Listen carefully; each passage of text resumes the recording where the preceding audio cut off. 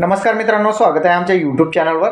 तर मित्रांनो, सध्या राज्यामध्ये जे आहेत इलेक्शन पिरियड चालू आहे आणि या इलेक्शनचा आज 20 तारखेला मतदान होणार झालेलं आहे। आता राज्यामध्ये कोणतं सरकार येणार, महायुतीचं सरकार येणार की महाविकास आघाडीचं सरकार येणार, हे जे ठरवण्याचं काम जे आहे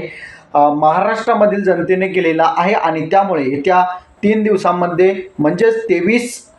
नोव्हेंबरला याचा रिझल्ट लागणार आहे आणि या रिझल्टमध्ये ज्या उमेदवार असेल, महाविकास आघाडीचे उमेदवार असेल किंवा महायुतीचे उमेदवार असेल, आमदार होणार असतील, त्यांना जे आहेत राज्यातील जनतेने निवडलेले आहेत। त्यामुळे त्यांनी जे आहेत एक विचार करावा आणि जनतेचा विचार करूनच जनतेसाठी वेगवेगळे निर्णय घ्यावा, जनतेच्या हितासाठी निर्णय घ्यावा,